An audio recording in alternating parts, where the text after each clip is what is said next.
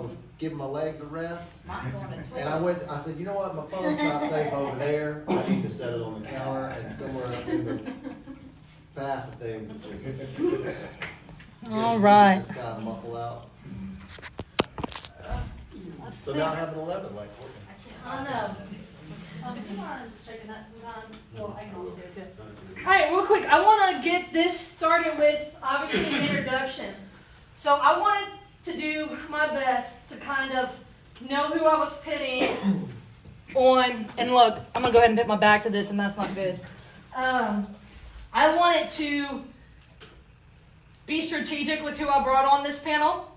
I didn't want to just bring some random people and then it'd be all like lopsided, you know. What am I doing here? I think we're adding a little age to the panel.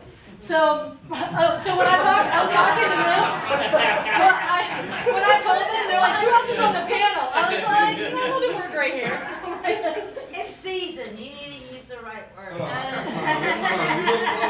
No, okay, boomer jokes. Okay, no mind. That's fine with me. We laugh at jokes we relate to. I'm starting to laugh at old people. Relate to. So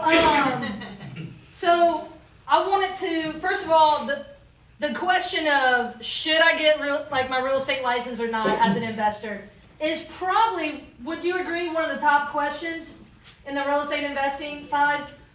Maybe especially for beginners, like where do I start? And then it's like, should I get my license kind of right up there? I get asked this a lot from people who are just wondering, is that the route that they should take? And so what I wanted to do was just bring an opinion panel. And a part of that is I brought people from different strategies, exit strategies, for you guys to kind of see where people come from. So as we get started with that, if you guys on this panel don't mind telling me these few things. We're going to go one by one, not all at the same time. Your name and what market you're in, because we do have some different markets here. Tell me a little about what you're currently doing, exit strategy-wise, if you want to talk volume as well, or capacity. And then just tell me briefly if you're licensed or not. We'll get started right here. Brent Marino, market is Mississippi. We're about, 13, 14 counties now? 15? No, see, I'm behind. But, so we cover pretty much everywhere where there's a red light in Mississippi. We're there. Not his home county. Leaves a lot of counties. Yeah, my home county is not one of them because they don't have a red light. But, so our main exit strategy is wholesaling. That's only simply because of the fact of the volume of houses that we do. Anything we do, we pick up creative as far as on terms. We keep for ourselves, and we do mix a few flips in here and there if it makes sense. That's pretty much it. Are you licensed? I'm not licensed, no. Okay. And so then his partner, his other half. Sorry, they're shopping. CC and them are supposed to. Okay. How many people in here are licensed, by the way? That's a good question. Okay. Yeah, license. When we say license, we're asking not driver's license or anything like that. Yeah. Hunting license, nothing like that. Marriage license. Marriage license. We go down the list here. Alcohol and tobacco license. So when we're talking license, we're saying real estate license. Adam So it's Johnson. got a real estate. You got your real estate. I'm real estate. Okay.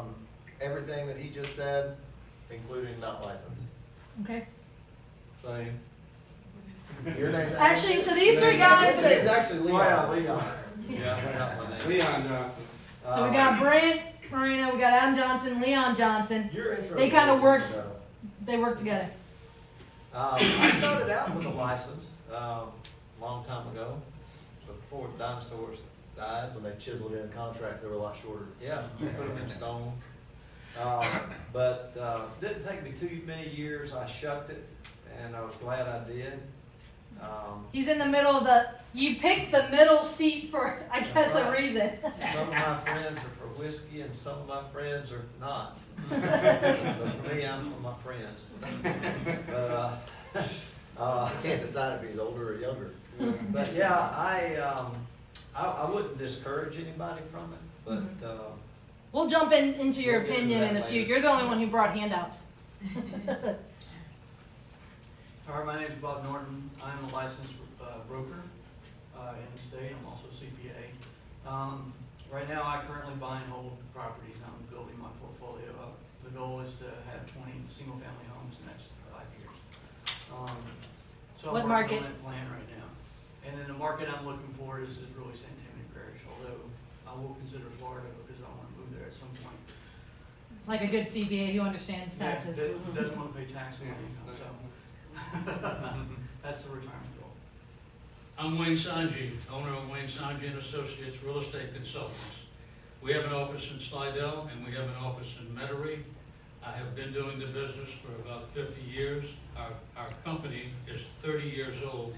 We cater to investors and we do a lot of property management also because that's another exit strategy. If you want to get or have someone else manage it for you, if you are licensed with us, you can get half of the management fee, just like when you buy and sell real estate. You can get a good portion of the fee, and we pay our agents a minimum of 70% on all sales. Okay. So, My name is Robert Reed. I've got Lake Realty Inc. I do business on the North Shore, primarily Slidell and Pearl River. I'm also licensed in Mississippi. I have agents over there. I don't go to Mississippi. I'm primarily an investor. I buy, sell, wholesale, rehab, subject to lease option, hold, whatever it takes to make a dollar. But I like having my license because it opens up a few avenues to it. Okay. So you have a good idea now.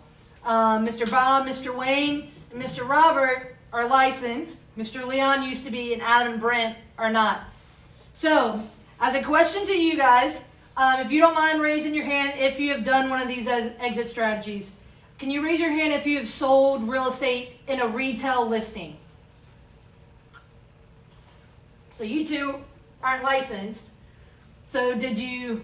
We have an You agent. hired someone on your team, okay? Raise your hand if you have rental properties or have had rental properties, okay? If you have done a fix and flip, okay? All right, then you get a little harder here. If you have done some type of creative real estate, okay? That's why we're here. Right. So, one thing that I'm saying here, that it's applying across the board, right? Real estate investing. So the question I want to ask you guys, I know, I want to ask you kind of keep it, because we have a little bit of a broad panel, maybe keep it to just a brief response, let's say 2 minutes. Why are you licensed or why are you not licensed? Now, I'm going to preface this with, you may have some time to kind of dig into some points, but overall, when you were deciding, do I go take the course and get licensed, anything along those lines, maybe you gave up your brokerage, what has been that deciding factor for you? We'll start with Mr. Robert on the end down there. I actually started off as an investor. Bought a burn and fixed it and resold it. And several years later, I wound up getting my license because it was giving me an opportunity to find more deals and to run my own comps. And I didn't need another real estate agent. I did not need a real estate agent to get the MLS. So I do a wide range of all of it. But I'm primarily an investor. My agents are primarily agents. Okay. Mr. Wayne, why are you licensed? well, because I've been doing it for 50 years. I was an agent before I started investing. And I found out that the money was really in investing, more so than being a realtor. But the realtor helps you to get the other things. And you don't have to, you get answers a lot quicker, particularly now with the internet and the MLS and the way that everything is a electronic. I mean, it's easy to get things quick, and you don't have to wait for an agent to get information for you. So, you know, it works for me, but I own several houses and apartments also. And as a follow-up, so you being owning a property management, a pretty sizable property management company, was that something that influenced you getting your license, or was that just you had your license and then you decided? Well, when I first started out, I worked for a company that anytime they wanted to do something, they got me to do it. Like when they wanted to open up a commercial division, I started my CCIM courses. Then they wanted to open up a rental and property management division, and I got on the board of directors for the apartment association and started my CAM designation courses. And, you know, so I just felt like we have a few agents with our company right now that whether the market's good or bad, they make a couple of $1,000s a month on property management, and we do most of the work in our company. And the reason we do is because we're on QuickBooks and everything's, I give a spreadsheet to our owners every single month. And our agents, all they have to do is really kind of bring in the business and coordinate any kind of maintenance and repairs, not do it, but just make a phone call and get a plumber out there if that's what you need, and things like that. And it gives them some consistent income, because one of the things that I've found when people get in real estate, one of the toughest things is even if you start out part-time, it's nice to have a consistent income on a monthly basis, no matter what interest rates do, no matter what the market does. So it's worked for us. Sure. What about you, Bob? Why? So, when I was studying for the CPA exam and taking the advanced tax classes, I realized how much benefits real estate had. And one of the designations in the tax code is what's called a real estate professional, which means that if you can classify yourself as a real estate professional, your real estate rental losses are unlimited. It can offset all your other income. And so after that point, I said, hey, it can't be hard to get a real estate license. Let me look into that. And I got a real estate license. Turns out it's more complicated as far as real estate professional than I, thought at first. But you just have to fit the rules. There's, Gotta get the hours. you got to do the hours, and you got to, But that's what I got started. So then I just got into it, and I've decided because of access to MLS, running my own comps, I have searches going on all the time. It's been very useful, so I've just kept it. And every once in a while, I earn a commission. What the hell? Well, I got my real estate broker's license, not a salesperson, but a broker's in 1975 in Missouri, Warrensburg, Missouri, while I was still in the military. And I worked until I got out of the military with that particular broker, and within the same franchise that we had meetings with every month, another franchisee talked me into coming to work with him in the Kansas City area, Lee Summit, Missouri, and managing an office for it. And I did that, and I did it for a couple of years, and after not having a warm meal at home for 2 years, 7 days a week, 50-something sales agents, and in those days, I did all the warranty deeds and the closing statements on the seller side. And we didn't have computers. I had How many agents? about 55. And I had 2 secretaries that worked 6 days a week typing deeds and closing statements. And I about got worn out with that. But Thank God for computers, typewriters. one day I had a guy that worked at the service station across the street tell me, hey, I need to sell my house. Come see me Saturday. So when I went to see him, he said, I need to sell right away. And this house is 4-bedroom, 2-bath house, full basement, 2-car garage. It's about $225,000 house right now. And I told him it was worth $55,000. I said, "You want me to list it?" "No, I want you to buy it." And I said, "Well, how much you want for it?" He said, "I'll take what I paid for it when I bought it." And I said, "How much was that?" He said, $21,900. So I did a subject to an FHA loan, gave him $3,000. I had 5 major problems to solve. I had to get the IRS $5,000 lien off there, get the ex-wife out of the deal, and about 3 other title problems. And I got that all cleaned up, and I moved in that house. And I picked up like $30,000. By the time I got it closed, I had like $30,000 worth of equity in that house. And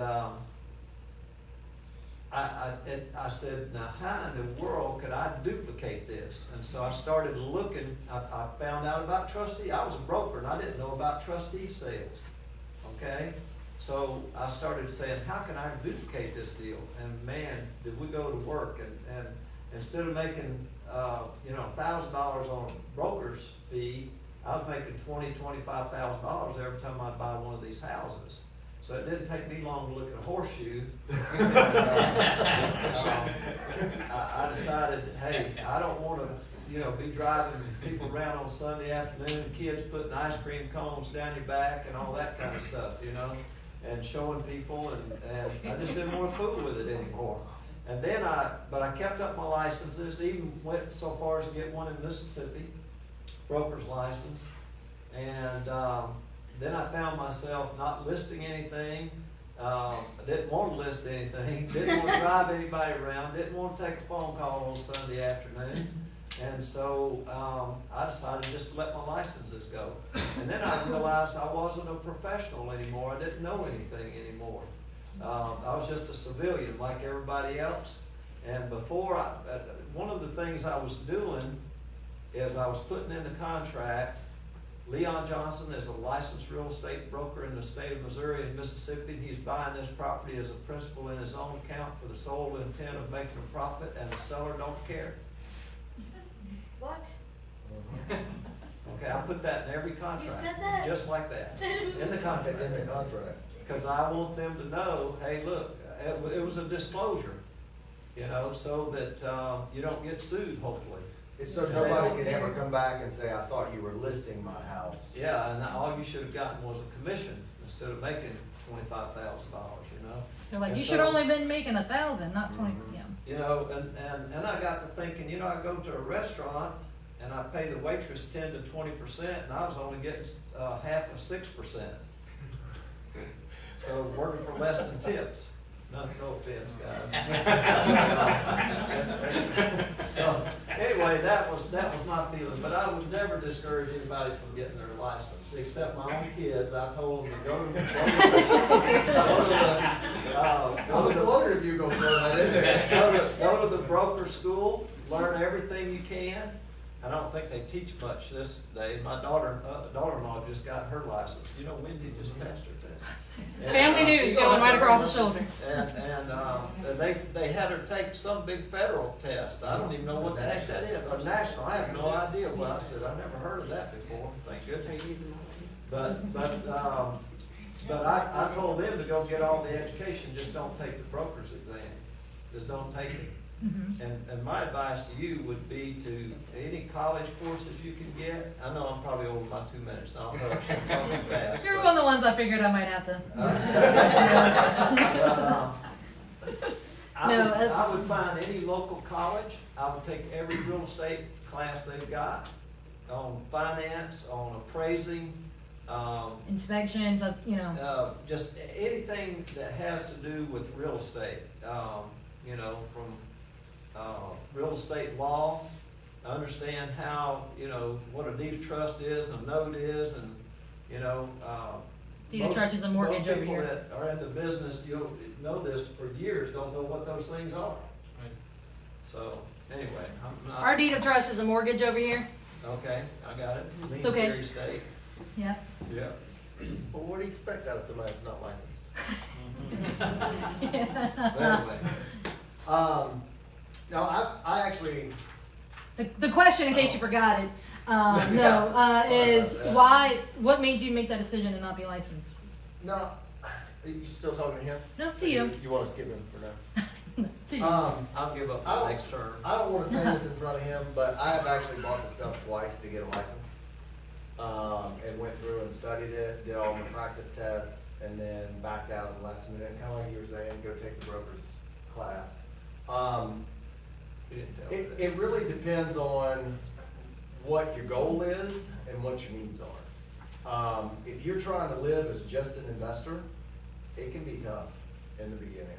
I mean, it can be tough years in, but it can be especially tough in the beginning. I would say, not having a license yet, but I know that some of the things that I looked at and weighed out was, number one, and this is always the joke, but when you get a license, apparently you become a responsible party. And probably not for me. Somebody got it, my business partner does. But you know, it's just, you're gonna be held to a little bit higher standard. Some of that is probably more theory than anything, because at this point, I'm sure if I'm in a court, I'm gonna be considered a real estate professional, no matter what the actual designation is. But I would say that, I mean, it's really a personal choice. You just need to be fully aware of what you're getting into. If you're in Mississippi and you're trying to do investing with a real estate license, you better dot every I and cross every T, and sometimes do it twice. Because MREC is anybody in here from MREC? You're live. Hey, you're You gotta live. tell me if you're the police, right? You're live, right? Yeah. So in clarifying, Mississippi Real Estate Commission. Every state has one. We have LREC, the Louisiana Real Estate Commission. We are live. But the thing is that you're going to be held to a much more stern standard. As an investor, MREC is going to give you some very ridiculous guidelines that you're going to have to navigate through. But that being said, I know several people that are licensed and they're crushing it in the wholesale game and in the flip game. So it's really a matter, I think it's a great idea for the right person. We have actually talked about opening a brokerage that we have some back-end ownership of. But as far as getting licensed, I'm kind of over it unless something drastically changes. If I could go back to the very beginning, I would have done it. But just know that there's more opportunities, but there's a lot more responsibility. So it's really kind of to each his own. Well, just make sure you know what you're getting into. And to piggyback off of that, though, I know he's saying the regulation part, but this is coming from someone who I think is setting, Brent and Adam and Mr. Leon as well, they're setting themselves apart in the industry and as people who pit helping people really high up there.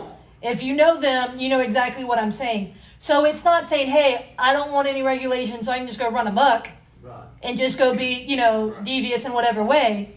This is coming from someone who I respect in the sense of how they help people through real estate. So keep that in mind. So of like, I don't want my, basically, my big brother or somebody looking over my shoulder, looking into every little thing that I'm doing and critiquing everything. It's like getting audited, basically. Sure. That's my thing. If somebody shows up to look at my paperwork, Yeah. you're gonna have to go through my attorney. And that's not the case with MREC, so. But if like Illinois spreads, With me, Now, if that's the case. then- So we'll hit that conversation in a quick second. one of my things about it is that I didn't like the idea that it would give a predator more leverage against me in a court of law. And you mean by that is someone who's litigious, someone Yeah, who exactly. wants to Those sue. kind, Well, you're gonna get, if you do anything in life worth doing, you're either gonna get A, threatened with a lawsuit, or B, a lawsuit. And if you can keep it to one at a time, you probably do it really good, right? Because you can, Right. I don't like the way that Justin's holding that camera, I'm gonna sue him, right? That's how easy that is. Not saying I'm gonna win, but that's how easy the lawsuits are. And that's the thing, you're gonna have people that all the time, the first thing, right?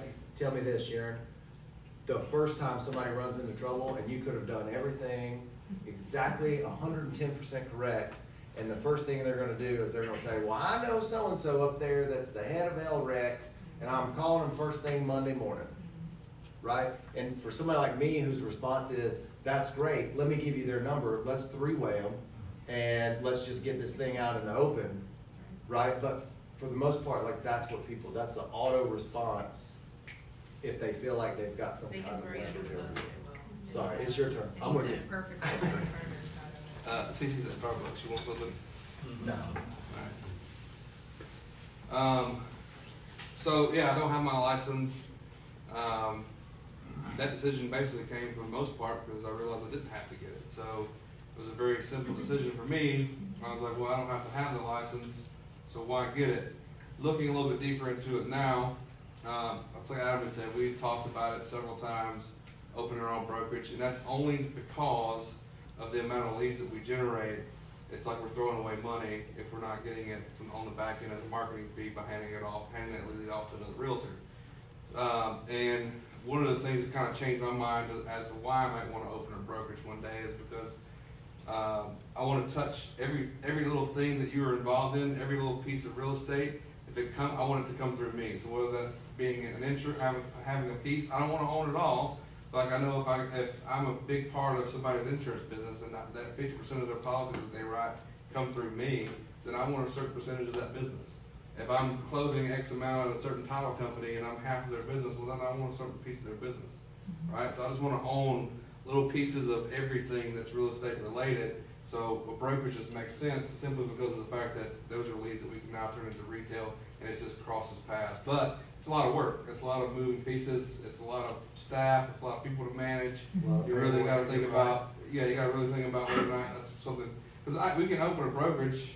Heck, CC's an attorney. She can literally have a brokerage license tomorrow if she wanted to. All she's got to don't even take a test. I think that's right? I don't think attorneys don't think you got to take a test. But they just sign off and you basically get your brokerage license. But again, staffing it, managing the people, like how much, even talking about our wholesale business, we were talking about this even today. It's like, well, how much bigger do you really want to get? I mean, adding more people, adding more stress, adding more responsibility. You're pretty comfortable, let the machine keep working, right? So I don't think it's bad to have your license. I don't look down on realtors. Realtors can be very helpful. Whether or not you should get it, that's honestly just a personal decision. But just remember, if you do have your license and you're always going to invest, it is disclose. I mean, the way he had his contracts is perfect because they can't deny it.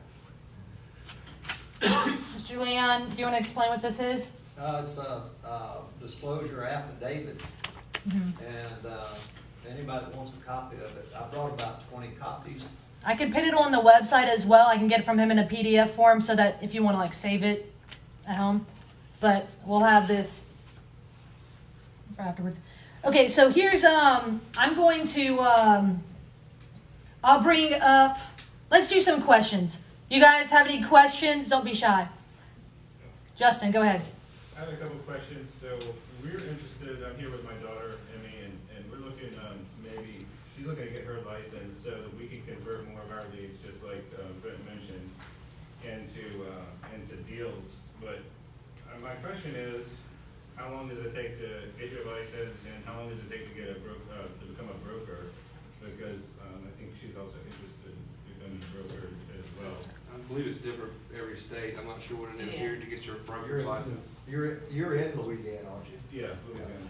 But you're in many markets. Yeah, but we would just be for like Louisiana leads because Well, we're focused in more. my understanding is if he is licensed in Louisiana, but let's say he has a deal in Washington State, he could call a local agent and they could list it and he can get a referral percentage commission. Yes, I think you get 25% is about the standard, isn't it? yes. 25%. Takes about 3 months to get your license, typically, and it takes 4 years. You've got to be licensed as a salesperson for 4 years before you can become a broker in Louisiana. In Mississippi, I think it's just over a year. Oh. They've changed it. It's a 90-hour course for the real estate license for sales. It's a 90-hour course. Yes. And it can be done online or you have schools locally. Okay. Yeah, there's different. I've heard the week-long course. I've heard you said 90-hour. It's a 90-hour sales course, I didn't have to do, because I actually just finished the course. Right. I haven't. You haven't taken the test yet? I haven't applied to take the test. So you might pull it at them, you might not. Right, but, I actually took the classes, online, so it was at my pace, you can take it if you have more time to do the 90 hours quicker, or however they break it down, like 16 schools, whatever it takes time, so. Or like I said, they are local schools you can actually go to if you prefer to go. Yeah, we're gonna look into, we don't know the first thing about, Just go to the, about that. Louisiana, Real Estate Commission, and they'll even tell you what the classes, which schools are accredited for you to take the classes.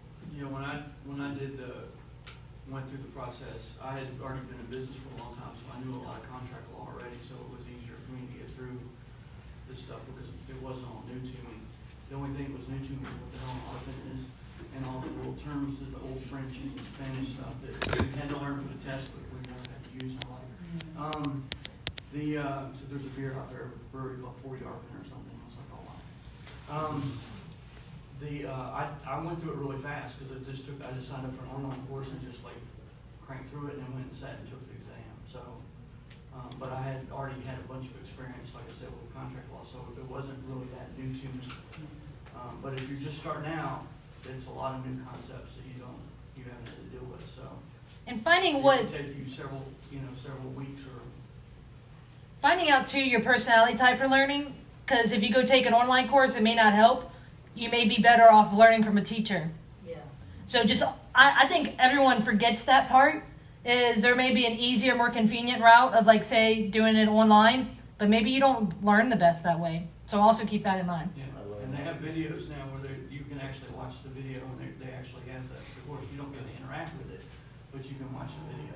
I'm Yeah, more look. hands-on, that's my problem. There's a company right now I know in Jefferson Parish had a law firm online, a course, the 90-hour real estate construction course for $98. What is it? 90-hour what?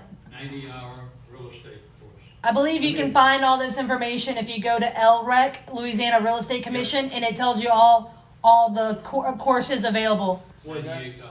That's even, if you're not even interested in getting your license, if you're new, I would buy that for $98 in a heartbeat. No doubt. That's Right. what I was That's thinking. cheap, and you're gonna 90 learn hours? something that'll either make you $100 or save you from wasting $100.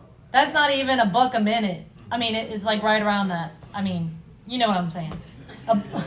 Whatever that equates, it's been a long day. Again, I told you I'm going to get better at using my English. Y'all use different dollars down here in Louisiana.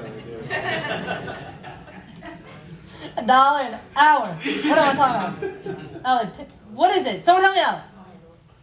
Yeah, $1 an hour. Just about. A quick follow-up to that is, so if she's an agent, then with our leads, say, we send them an offer and they don't respond, and we send a second chance offer and they don't respond, then can we send them like a brochure offering to list it? Or can she send a brochure? She would need to do it. Or is that against the rules somehow? No, No, I would she can think- do that. Yeah, as long as she does it Yeah. and then discloses that she's an agent. give her their number and have her call. That's what I was just wondering if there's like, if there was any rule again. I know they have a lot of rules with the agents, but, Well, that's one of the advantages also of being an agent, that if you're negotiating a deal with a seller and you can't strike an agreement on a price, if you're licensed, you do have the opportunity to go ahead and list it and put it on the market and put it in the MLS, put it on Realtor.com, or any other of the syndicated websites that we work with. So, that's some of the advantages. So a few things. Suzanne, so we've got a good amount of people who are commenting. Suzanne mentioned that Louisiana requires more hours than Mississippi. And Kelsey said, in Mississippi, must be 21 to be a broker, 18 to be a realtor, must hold license for a year as a realtor to be a broker. She said she did the online. It was terrible because she needed someone speaking directly to her to learn. Is that Kelsey? They can, yeah, Kelsey Templin. They can Google RTI online and take the 2-week course. So just FYI. Hi, Kelsey. So, got a question over here. How you doing? Hey, I've been licensed for almost 3 years now, and me and my partner just got into wholesale maybe 2 months ago, and I'm still trying to balance out when to disclose that I'm an agent in the conversation without having the seller's bar go up. Or even like how to. So the timing for Disclosure tax. needs to be every time, I would think. Yeah. Best thing to Right do off is the disclose bat. it right off the bat. Initial. Because if they're gonna have a problem doing business with you as a realtor, they're gonna have a problem no matter when you disclose it. Yeah. You might as well get that over with. That's right. Most of the time, they don't care. They wanna sell this house. First So- face-to-face meeting, you've got to disclose that you're a licensed agent. And I don't know that you would wanna wait, I would because do it seems like you might be trying to hide I've been playing with it a little something. bit, not hiding it so much, but just letting them know, hey, I'm not, because realtors sometimes have a bad stigma, kind of like a car salesman a little bit. So it's like the trust factor. go ahead and get it out of the way though. That's the thing. It's like if you know that exists, That's right. just go ahead and hey, let's clear the air and let you know that I am an agent. I'm not one of those agents, but I am an agent. I'm here, but I'm not here representing you. I'm here to look at your house and possibly buy it for myself. So, I wanna answer your question with a story, if that's okay. So, obviously, I grew up around all this stuff. Our first house that we did together was October 11th, 2002. I was First wholesale 19. deal. First wholesale deal. I was 19, and then I started going in a lot of houses and talking to a lot of people who were older, smarter, all kinds of stuff, more than me. I was in Jackson one day talking with one of my mentors at the time, which is Scott. Yeah. And I said, how do I overcome this age issue? And he said, well, who's got the issue? And I said, well, I feel like when I go in, that like these That's people right. know that I'm younger and it's an issue. And he said, well, how many people have brought it up? And I said, well, not many. And he said, by not many, you mean zero. And I said, yeah, other than commenting, wow, you're younger than we expected, I said, it's not really an issue. And he said, well, sounds like the problem is here and not with your age. And it was about, I don't know, 30 or 60 days later, I woke up, I'm Mississippi, I'm slow to learn, right? But I woke up one day and I said, I'm there to help people. It's not about me, first of all. Like, I'm there for them. And if it benefits me, great. But that's the approach we've pretty much always taken. And when I did that, when I walked in with the confidence that it didn't matter how old I was, I knew what I had to do to help. And I knew that if I couldn't do it, I knew where to go. It was a different ballgame. And I think if you come in with the attitude, hey, I'm a realtor, I'm proud of it because it's gonna make me more professional and I'm held to a higher standard when I buy your house than any of these other people that you're talking to. And when you say it with that kind of conviction, it's a different ballgame. I think that goes for experience level, confidence, and I think that also, I think it's great for age. I think it's for whether you're licensed or not. I think it can go across the board for a handful of things. And I will say, I'm sorry, I will say that on the flip side of that, I'm gonna come in and I don't wanna say just the exact opposite. I'm proud that I don't associate with those people. Right? You know what realtors are like. They come in here and they set a bunch up, and they're gonna tell you to list it for 10 times what it's worth, then you're gonna sit there, you're the one making the payments. Like, and I'm gonna do the same thing, but on the other end of the spectrum. You need to come in and be like, that dude's been doing this for 17 years, he can't get a license? That's a red flag.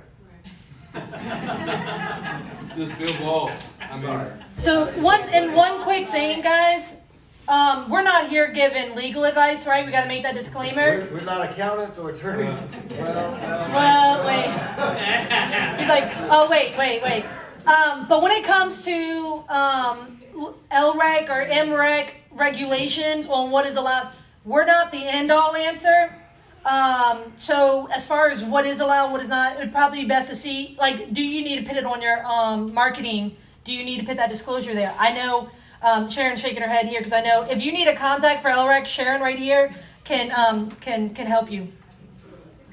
And real quick, Sharon and I, Sharon put on an event, Bridging the Gap, 2 months ago? About 2 months ago, and it was realtor specific. She invited myself, and I pulled Bob along as my CPA, and I pulled my attorney along, and it was about assignments. Specifically, we talked to realtors and educated them on assignments, and I believe that may be in the works again. So if you're not in that Southeast Louisiana group, we marketed it there. So jump in there if not, because the next one, we actually had input from LREC there on just helping realtors understand assignments. Not necessarily, there is a level of, it was like, this is how it goes on, but because they were experiencing it in their transactions, it was an educational piece. Does that make sense? So if you're wondering, can I do X, Y, Z?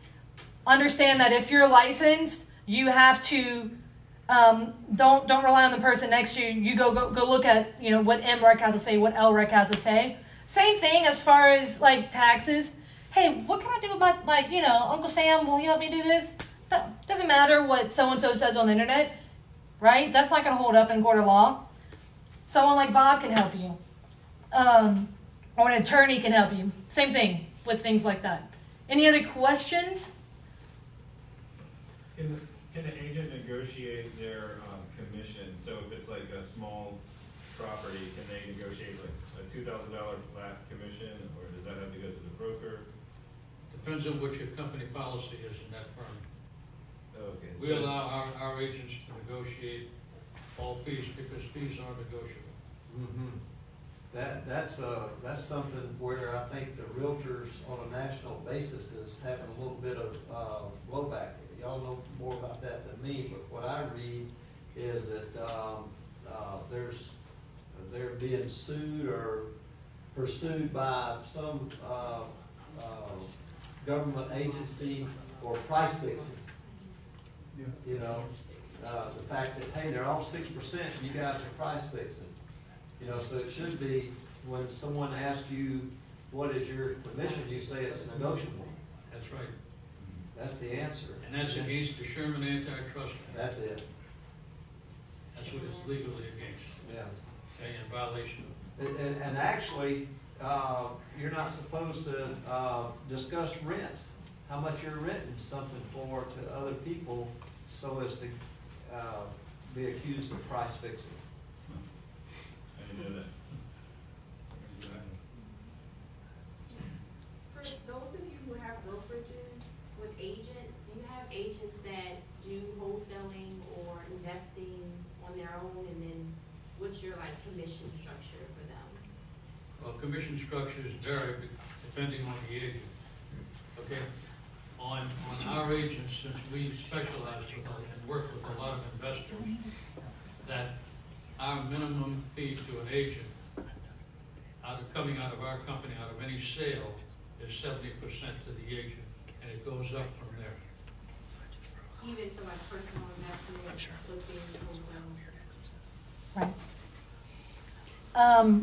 So one of the things I do want to mention is what I think is really important is if you are if you're going to be licensed and you are also going to be an investor, who you pick as your broker is very important for a few reasons.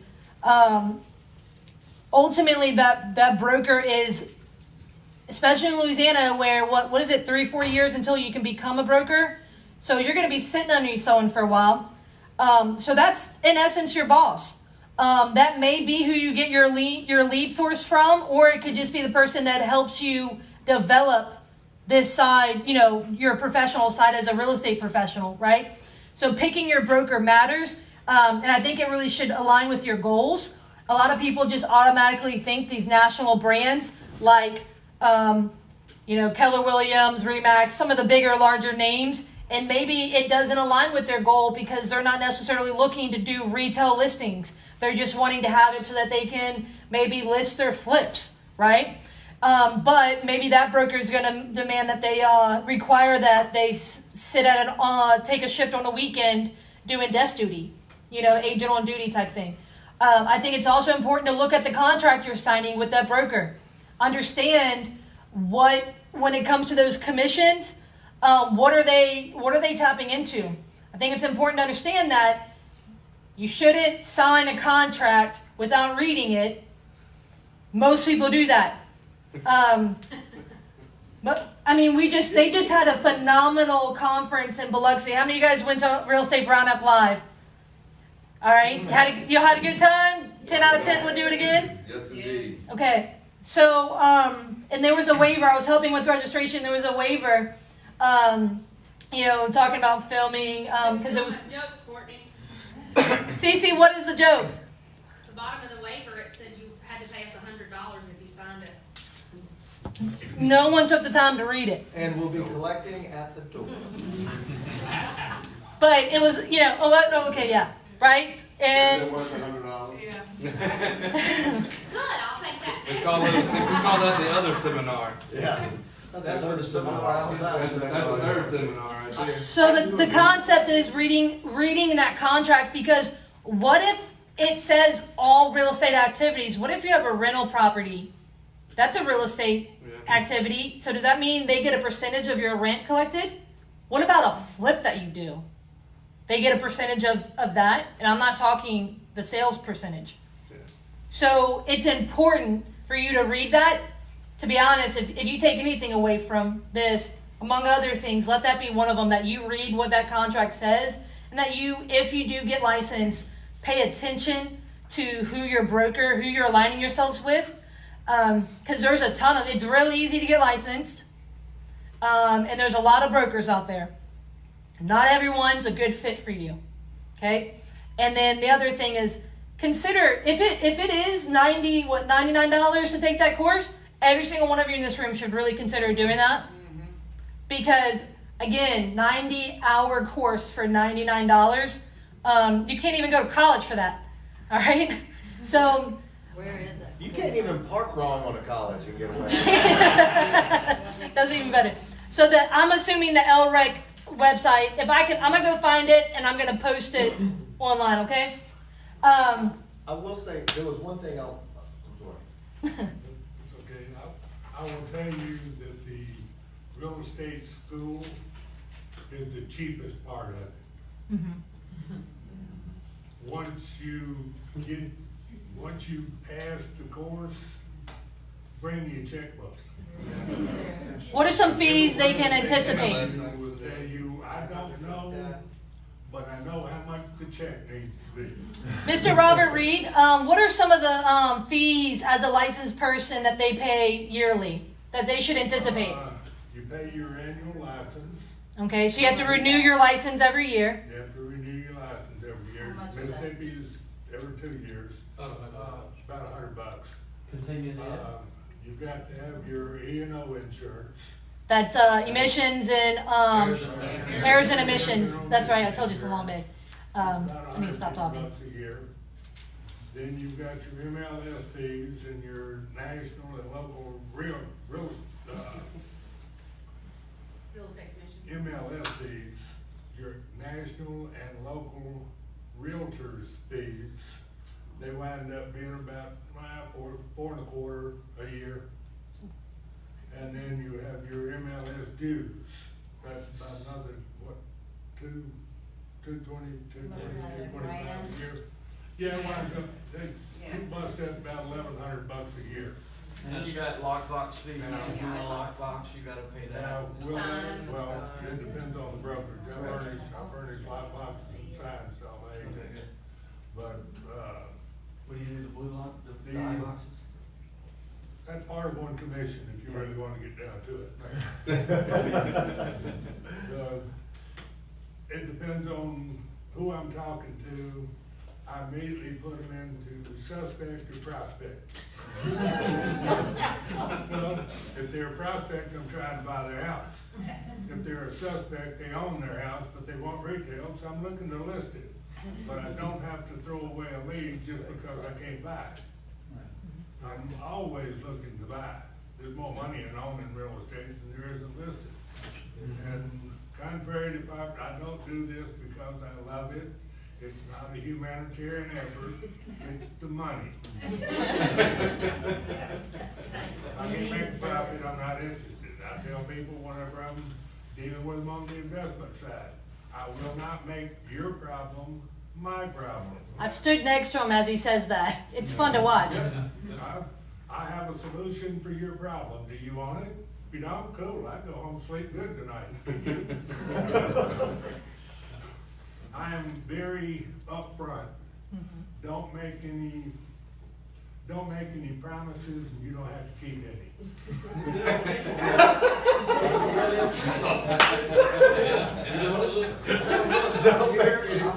You guys would like him. He's I fun. want to take you to the cleaners, I don't. I tell people I will make an unconscionable profit on your house. He will. You're laughing, but I've been there in person next to a cellar, and they're like, All they care is well, someone addressed the elephant in the room. That's right. and they didn't have to solve it. That's right. That's This- exactly You right. think McDonald's is in business because they make a great hamburger? No, they make great fries. It's franchise. People don't want to solve their own problem. They want somebody else to solve it. They don't care about equity. And this is said by the man who spoke on subject 2 earlier this year, who frequently says, his wife says, I can't believe you keep finding people to give you free houses. And he said, so, Yeah, she told me, she said, where do these fools come from to give you these houses? I said, they don't. They give me their problem. The house comes with it. That's right. That's, if y'all write anything down tonight, write down what he just said. That's right. People don't sell you their houses, they sell you their problems, and the house just happens to come with it. I'll tell them, look, you're in a quicksand, I'll throw you a straw or a rope or something down, pull you out, but I'm not getting in there and pushing you out, because then you'll be out and I can't get out. That's why we leave any price off of our bandit signs, because they say we buy houses, any area, any condition. And I had a lady, she said, you said you buy houses in any area, any condition. I said, yes, ma'am, but not for any price. And she said, well, I got to do something with this. And I said, don't throw me your hot potato. That's just like I have cash. I buy houses. It doesn't say my cash. I like that. Jimmy's writing a check. so you were asking, so you're, to make sure we answer your question, you said, for those of you who are brokers, we've got 3 of them here. Are any of your agents, you said specifically wholesaling or investing, and then do they tap into that? Are you asking if they tap into that commission as well? All of my agents are investors. Every one of them, without fail, told me when they signed with me, Mr. Bob, do you care if I'm part-time? I said, not as long as you don't care that I'm part-time. I'm an investor. I'm a real estate agent. I'm a real estate broker because of my investing, not the other way around. He'd be a great guy to have your license with. Because Yeah. a lot of them don't want you to buy anything without, them getting a big portion of it or whatever, you're stifled. And that's even if they let you do it. Yeah. Because that's what I was gonna say, the number Most one of them thing do. that people say to me is that, well, we've got our license, but our broker doesn't allow anybody to do any investing. Find a new broker. That's right. Well, Yeah. and that's the See, thing, my but that's the question. Mississippi, neither one of them have a problem with that. Which is why who your broker, who you're under, really matters depending on your goal. If you want to sell real estate, retail, if you want to do sales, fine. But if you are wanting to do flipping, especially if you're thinking about wholesaling, because that is something that the confused mind says no. So if they don't understand it, the brokers are going to say no. What are they going to say? Oh, that's illegal. That's already been disproven. It is legal, but they don't understand. I will tell you this. So I am not licensed, and so I'm a cash buyer. I have rentals, I do flips, and I do a sizable amount of wholesaling on the Northshore. A lot of realtors come to me, and they're saying, hey, can you help me with this deal? My broker, they have a great wholesale deal, but their broker won't let them wholesale it. Don't let somebody who spent 6 hours of their 90 in real estate school on law tell you what the law is. Says the maybe only attorney in the room.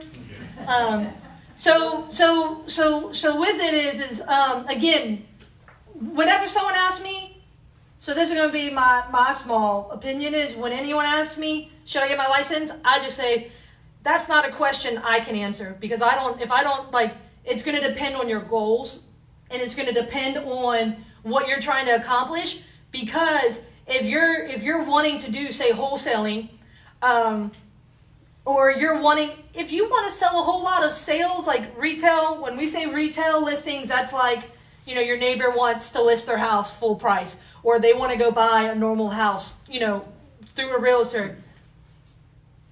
It depends on what your goals are. These gentlemen here have all done different strategies. Like in the beginning, when I asked them, have you done this? Have you done that? For example, if you're looking at building a sizable rental portfolio, maybe you're wanting to do, say, apartments or a whole lot of single family. What Mr. Wayne Sanji has built with his property management, how many rental properties do you know that you guys manage for Wayne Sanji and Associates? 125. Okay, so they have 125 here. So his agents he was talking about how they play a role in that. Because as an agent, you can sell real estate, you can help someone buy it, but you can also help people find renters. Find a landlord, things. So we've got 3 brokers on here. We have Mr. Robert Reed, Mr. Wayne Sanji, and Bob Norton. If you are looking, if you either have your license and you're dissatisfied, or you're thinking about getting your license, I would highly suggest that you put them on your list on brokers to interview. Understand what they offer. Obviously, there's a level as you want to understand the financial aspect. You want to understand the contract part.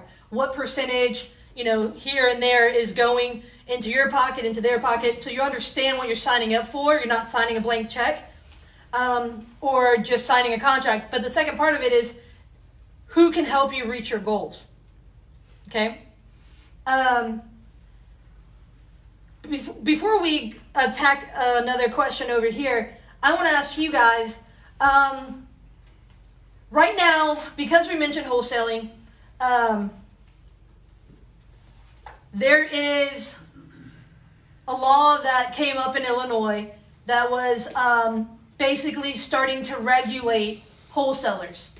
For those of you who don't know what wholesaling is, it is when pretty much it's someone who is finding someone who is, it's an off-market situation, so it's typically not something that's listed. But what you're doing is finding someone who wants to sell their house. You get it under contract at a discounted price. And then you are selling your position in that contract to another investor, and you're making the spread. For example, you get a house under contract for $10,000, and then Brent says, hey, I would really love to buy in that area. And Brent says, hey, I'll buy your position in that contract. I can pay $15,000. So I've got, so let's say the altogether price is going to be, say, $15,000. I make that $5,000 spread between the $10,000 contract price and the $15,000 total. So he bought my position in that original contract. Does that make sense? Where the spread is made? This is typically off-market properties. This is typically dealing with distressed homeowners. It is something that has been around. Adam said 2002 he did his first one. If you've read Rich Dad, Poor Dad, there's an example of a wholesale deal in there. That was written in 1997. This is not new. It's just guru new. A lot of people talking about it, right? So CC, that law in Illinois. Do you know it got passed? It's unconstitutional. It got passed. Do you mind just briefly explaining what that is? I'll put you on the spot. I know you don't mind. The law in Illinois is if you are wholesaling transactions, you can do one a year personally without having a real estate license. If you anticipate doing more than one per year, and it doesn't matter if you're doing it in multiple LLCs, it doesn't matter if you're doing it in an individual capacity, you have to have a real estate, not just a real estate license, a broker's license. Because the state of Illinois is considering you to be brokering transactions. You mean the state of Chicago? Yeah. No, Cook County. I was going to say, it's the state of Chicago that runs Illinois. it's been adopted in 26 of all of the counties. And it didn't start in Chicago. It actually started in Springfield. I figured that Southern Illinois. Springfield's the capital. That's the capital. So this is my take on it. Number one. Yeah. So the question is, what is your opinion on that, and what do you think that regulation is going to spread to other states? what do you recommend if something like that were to happen? Before you get their answers, yes, it's gonna spread to other states simply because you've got wholesalers out there doing bad business that are gonna cause other states to pick up legislation just like this because so-and-so got screwed on a deal and got stuck with a house. You've got wholesalers out there dragging their feet, telling they're gonna get you out of foreclosure and they're gonna save everything for you, and they don't end up coming through and people have lost their houses when other wholesalers could have come in and made a deal happen. So it is people dragging their feet and kicking the can down the road that is absolutely gonna cause these other states to pick up legislation just like this. It is a matter of time. And you know, I'm not really opposed to some sort of legislation. And I know Leon is scratching his head up there because he is marginally opposed to this. No, not necessarily. I think there should be some level of qualification with wholesalers. Well, I Not high level, not a broker's license, but there should be some threshold that keeps Joe Blow from down the road coming in and just delaying the inevitable and putting people in a worse position than they were already in. So we can Okay. we can go. We'll kind of go down. Yeah. So down the line, some quick thoughts on that. So essentially, what she was saying is what the law states is that even as a principal owner, which I feel like if that alone is enough for somebody like me, if it happened in Mississippi, that I would challenge it and sue the state over it, because it's basically saying as a principal owner, I can only buy or sell one house. That means even if it's all my cash, even if I'm not even borrowing it or whatever, that alone. Do more than one. If I want to do more than one flip a year, I have to have a real estate license. I believe that to become a bit of infringing on my rights as a citizen. So I would challenge it, number one, and number two, if something similar like that passed, that didn't necessarily limit the principal owner to one transaction per year, then I would just get my license. Simple as that. Wouldn't be that difficult. Yeah, I mean, I think there's gonna end up being something, unless the crash happens quick and knocks out a lot of competition, there's gonna be some degree of something, and it's like this everywhere. So they come out of the gate just so far on the other side of what is even feasible, and then you end up somewhere in the middle after court cases and lawsuits and everything else. 4 or 5 years from now, they're gonna settle it somewhere in the middle that works and is hopefully halfway reasonable. And I think that'll probably be what kind of starts spreading around a little bit more. But the kicker is, I hate regulation, but at the same time, I'm gonna make more money because there's gonna be, number one, over half the people aren't gonna fool with it anymore. So that knocks out half the people right there that would get to a house before me. I mean, the other half that's there may or may not do anything with it. And that's kind of my thought. I mean, at the same time, like, as much as I hate regulation, it will make me a lot more money. Yeah. Cece's right, it's the bad people. Say that again. I think You should see the banter between these two. That's live. Hey Justin, can you make a boomerang or something? What do the youth call that? I don't know. A meme. A meme. If y'all just missed that, he said make that a meme. No, make that a meme. Yeah, she thinks she doesn't get that very often because I hold her to a high standard. But she's right in the fact that a lot of bad people and incompetent type people really screw things up for people who try to do what's right, who care. I can't tell you how many times in my life I've had signed, notarized deeds in my hand without coming out with $1 in my pocket and go record the deed and then go put money in their account when they were out of town, which I didn't, I mean, the wrong kind of person would have taken advantage of people, and you should, with your knowledge, You had to overnight you a deed. Oh yeah, she overnighted the deed, and Just I did signed it and sent it. I did it in reverse when I sold that, when they paid it off. I had the house with 2 contracts, full signed, no price on them. Yeah. Like a blank contract. Say I'll sell my house to you, and the price was left blank. Yeah, because I was figuring out like what would make sense. And the woman said, "I trust you." But So there's people like this out there. Just Imagine so if I got one right here. They're signed the bottom of them. Their name's not even on it. The price is on there, but the address isn't on there. And I actually had to sign up 2 different ones. They will sign these contracts without even So- really looking Yeah, at people it. do crazy. You gotta things. be They do crazy really things. honest with people. Troy, where'd you get that contract? I was just gonna say, bad people screw it up Okay. for good people, and you could end up with a Yeah. bunch of regulations. But one thing, we keep talking about what your goals are. Let me just tell you this, I don't know what yours are, but you need to clear the darn cobwebs out and decide what it is you want for your future.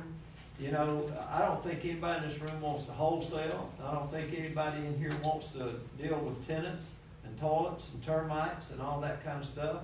I don't think anybody in here wants to deal with employees. Construction crews or any of that kind of stuff. If you do, something's wrong with you. What you want is good long-term cash flow and financial freedom. And what financial freedom is being able to leave and be gone 3 months or a year, and your income keeps coming in. That's financial freedom to me. And no matter where I am, what I'm doing, what I get up and do, I can do my lifestyle, and what I do that day, my income is not dependent on what I do that day. And if you kind of look at it that way, then you say, how am I gonna get there? I think real estate is one of the best ways to do it.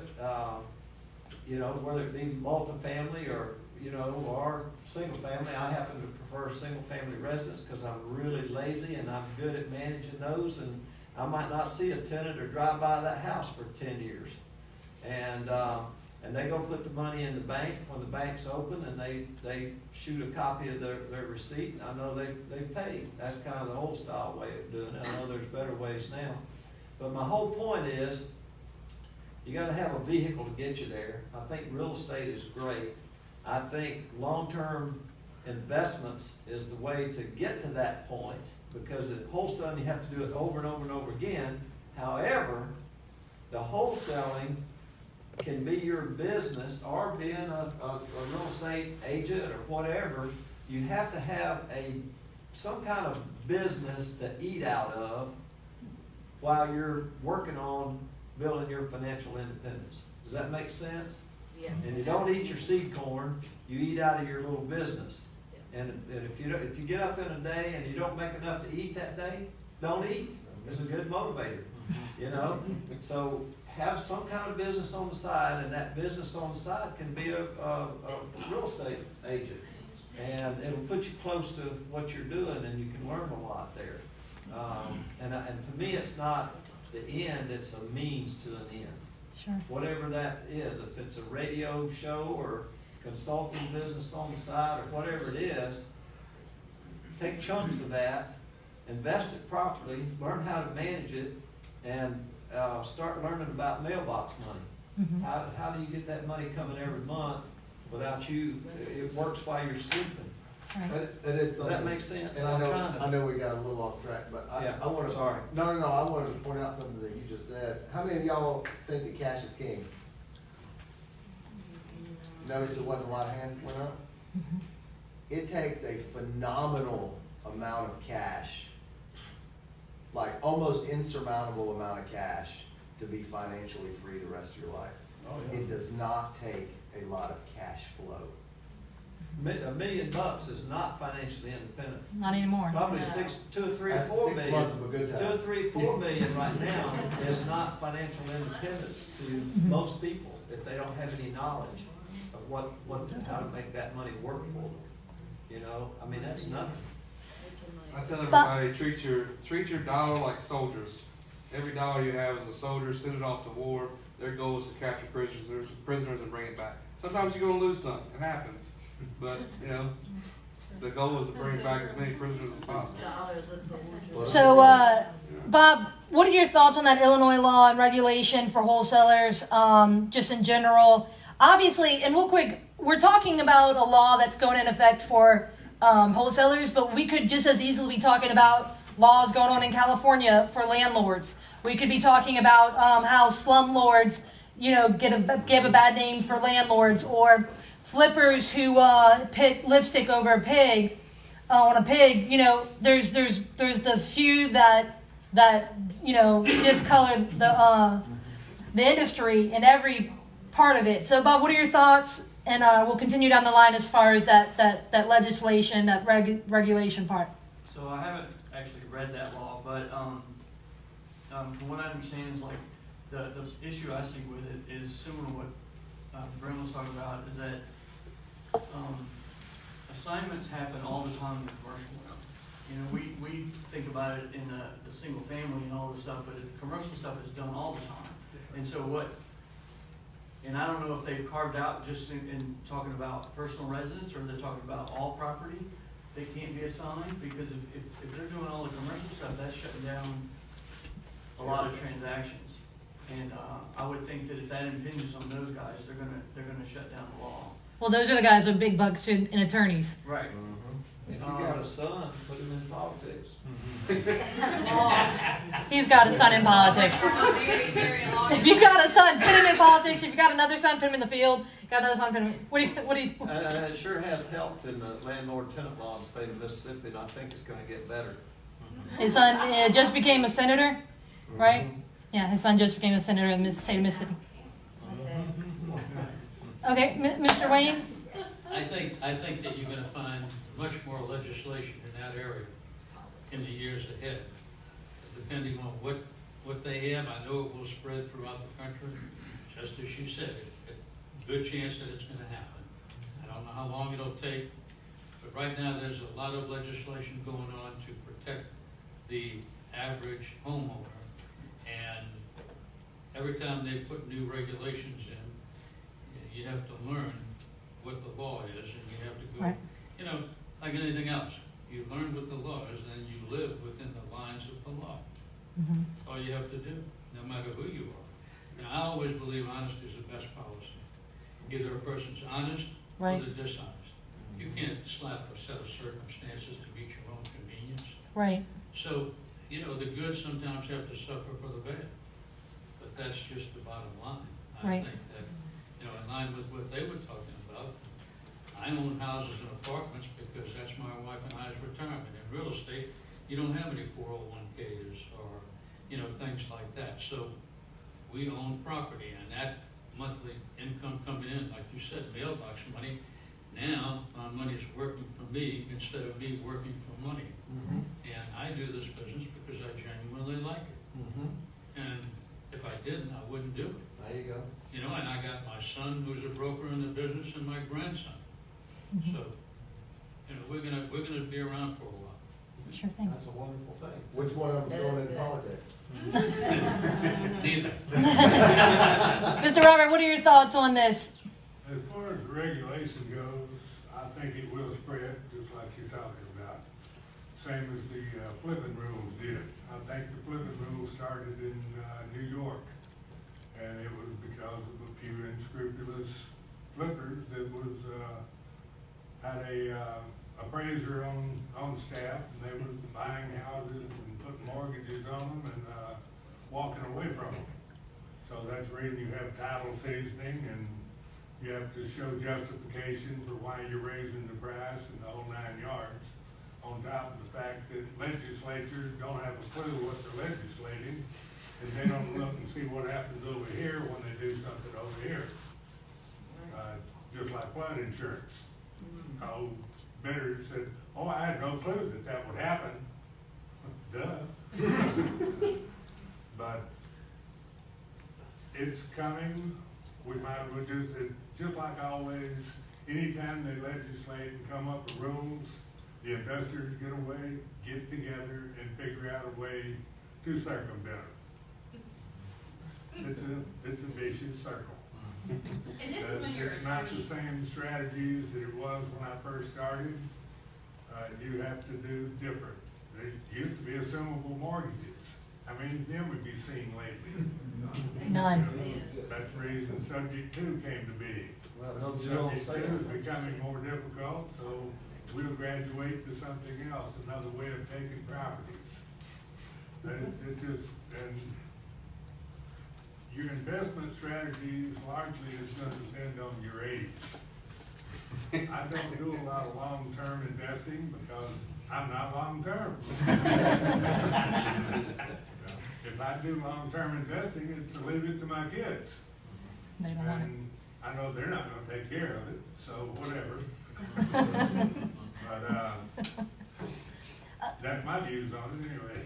I think this is where it becomes integrally important for each of you to align yourselves with an attorney that She would say that. willing, no, and yeah, he's right, it's purely out of self-interest. I don't know anybody in this. Okay, but you're licensed in Mississippi, so. I'm licensed in Mississippi, so I can't help but maybe a handful of you.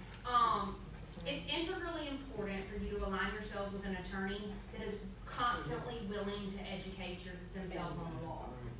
That is willing to find things that work for you.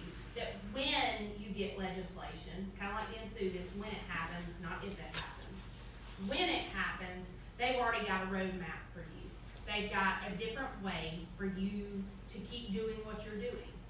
That is the reason it is integrally important for you to align yourselves with people that want to help you succeed. Because the more people that I keep coming through my door, the more wholesale transactions I do, the more fix and flip, substitute, the more I do, the more money I make. So it is integrally important for me to make sure I have a constant stream of customers. Find an attorney like that that works for you. I know Courtney's got some great contacts in the area that work with her for like that, but find somebody that is willing to keep your business going when the inevitable regulations come. Absolutely. So let's start. We're going to start closing this out here because I want to give you guys some time to network. One of the things is investing is a team sport. So even if you're not licensed, for those of you who are not licensed, can you real quick talk about how you work with realtors? Because what I find is, so there's some bad blood between realtors and investors if you have not already caught on. Ha, That's why we're all ha, separated. ha, ha, ha, right? Used to be a realtor in the middle. Yeah. Buffer. No, he's the catapult to help post you guys to the other side, right? Anyway, so I go and do some brokerage lunch and learns and things like that to talk about working with investors to realtors. The number one complaint I get is that typically investors are time wasters or energy wasters or whatever have you. Meaning they ask a lot of you, but they don't help put money in their pocket. Because at the end of the day, that's what we're all trying to do. Put food on the table for ourselves and our family, right? Whether it's through investing or a job, which being a realtor, same as wholesaling, flipping, being a realtor is a job. It is income. It is not the passive income part of being a landlord. So when it comes to that, they often complain that, hey, new wholesalers are contacting me all the time to run comps for them. And then, it's just doing a lot of work, but there's no revenue being generated. So they're spinning a lot of wheels. You know what I'm saying here? Or, hey, I have this person who, decided they wanted, thanks to HGTV, that they want to be an investor. And we've looked at 300 properties and they're no closer to buying than they were yesterday. Right? So, in a respectful manner, and so Mr. Robert Reed's telling me not to make promises, but something that I strive for is to use this RIA to keep the marketplace, to preach cleanliness or ethics or whatever in the marketplace. So that's something I want to encourage you guys to think about is, on an investor side, when you go to work, if you're not licensed, if you go to work with a realtor, understand if you're asking them to run 50 comps and they're not getting something out of it, understand that you're asking for a service and not paying for it. Same thing if you're asking them to show you so many houses, but you don't really have the intention to buy them or the ability to buy them or the time. So keep that in mind. How do you guys work with realtors for those of you who are not licensed? Well, there's two things I was going to tell you. Do y'all everybody got that friend that always asks for help? And like, you're happy to help, but you've always got that person that they say, hey, can you help me with this? And immediately you just, because that means they want you to just do it. And take advantage of it. Right? Do y'all know somebody like that? Yes. That's what the realtors feel like, and the attorneys feel like, and the CPAs feel like when most of these new folks come in and they have this long list of demands, realtors' time is not a public service, Right. right? Neither is the CPAs and neither is the attorneys. And as a wholesaler or any kind of investor, yours is not either, right? So your time is just as valuable as everybody else's, but theirs is just as valuable as yours is. So what we preach is figure out how to give a lot of value on the front end and treat it like a date, right? All of these, I mean, laugh about it, but think about it, right? When you go interview, if you're getting licensed, and you're going to interview whoever your broker's gonna be. If you're going to interview who your closing attorney's gonna be. If you're going to interview who your investors are gonna be. Like, treat it like a date. I want to impress you. Yeah, go in. I wanna go above and beyond. I want you to like me when I walk out of here. And guess what? If I like you, maybe we'll do this again sometime. Right? That's what's most important, is go in with that kind of an attitude. Because think about that time you went on a date with somebody, and about 10 minutes in, you said, Already they get out just of here." take. I can't wait to get out of here. That's what everybody on the other side of the desk is doing to you when you go in and just say, hey, run all this for me. Yeah. Tell them how you're gonna provide value, and I can tell you the biggest thing with comps, if we're in a new market and I need help with something, the best response I've ever gotten from a new realtor is when I have done my homework and I say, hey, look, I just need just a quick second opinion. If you don't mind, I'm happy to buy you lunch, whatever I can do. I'll refer any listings to you that I get in that area that I don't buy. But I'm looking at this house. Here's some quick facts about it. Best I can tell is that this house is in the $85 to $87 a foot range if it's fixed up nice. Am I way off? Totally different than coming in and saying, hey, what's this house worth? The big question, I think, can I dive in? I'm done. I've got 2 or 3 thoughts. These guys. If haven't you don't figured mind, I out- might keep you on a short lease. Okay, Leash. these guys haven't figured out, right? Short lease too, If huh? I were- Lease too, yeah, If I leash. were a broker again, I would not work with civilians. I would only work with investors. And that's basically what you guys do. They're much, if real estate agents just knew how much easier it is to work with investors than it is civilians, they wouldn't work with civilians anymore. The other point I wanted to make is see what you can give that realtor, and like Chandler, for instance, he caught on really quick.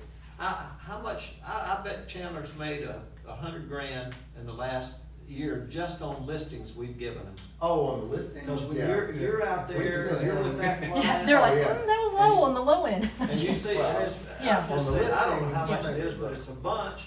But you know, if you're out there and you're really trying to help people and you see, hey, this is not a wholesale deal, this is not nothing, that's better for them to list it. Just like Grace, you know, or whoever, we said, you know, you need to list this with, and I'll tell you who I'd recommend. And most of the time they'll do it, and they'll list it, and you're helping that realtor right back. So when you call them for comps, hey, if they're the right kind of person, they're gonna jump on it. You'll get those comps right away, because they know, hey, tomorrow you might be giving them a listing. What do y'all look for on the agent side? When working with investors? Or are you talking about when someone asks like almost a favor of you?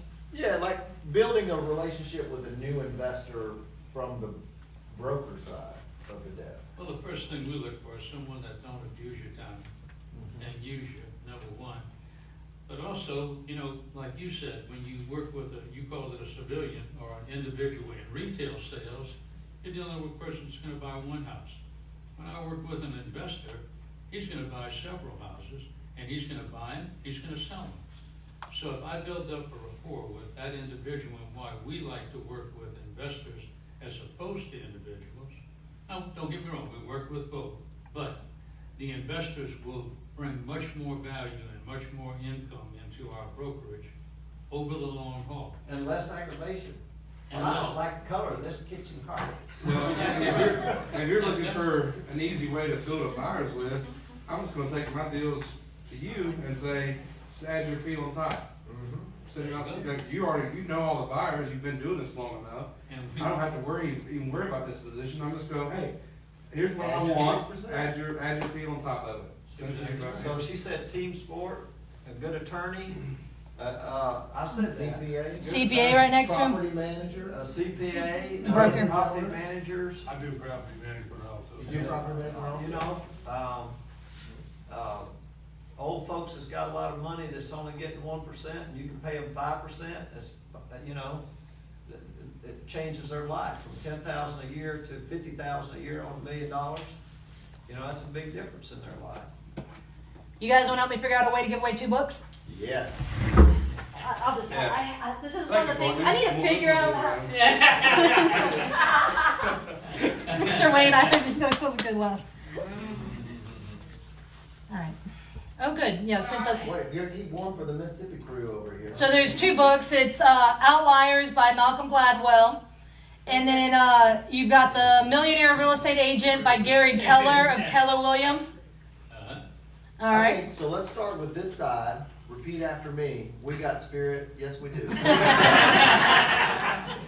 spirit. We got spirit. Seriously. Hey, sometimes it pays to follow directions. I hope that was okay. Look, I'm on every month for me to figure out how to give away. Sometimes I'm like, who can get this the fastest? Sometimes showing up is what it takes. And you were the first there. Thank you. You miss 100% of the shots you don't take. That's right. Oh, Mr. Wayne? Thank you. Who on this side of the room doesn't own any rental property? Sometimes it pays to sit up front. That's what I was So I like to try to give away books at the meetings. I have a whole section of my library. It's too big. I need to give away 2 at meetings now. You can't have a big enough library. I You know don't how have. much is enough in a library? Just a little more. So I want to thank you guys for coming out tonight. I want to definitely thank all of you for coming out tonight. There was actually really good gems given tonight, but I do want to save some time for networking. So thank you guys for coming tonight. Thank you guys. Next Tuesday is the next event. Otherwise, check out the back sponsor table. Oh, speaking of sponsors, I am now starting to interview people who are interested in being a sponsor, a local sponsor for 2020 calendar year. If you're a local professional and would like to talk with me, it is a little bit of an interview process. All right, thank you guys. Have a great night. You can stay and talk. Have a great night. If you want these affidavit form. If you're a realtor and you're buying property, you should get one of those right there. And you should have written down what I said. Let me get one of those 2, just to see the differences in ours. Hey, I enjoyed that a lot. Yeah. Same here. As always. All right, you guys. So we've got the transaction disclosure affidavit right here that you're missing out on. I'm gonna try to get this on the website so everyone can have access, and you got an opportunity to talk with the speakers on the panel. And you're missing out on this. See y'all at the next one, okay?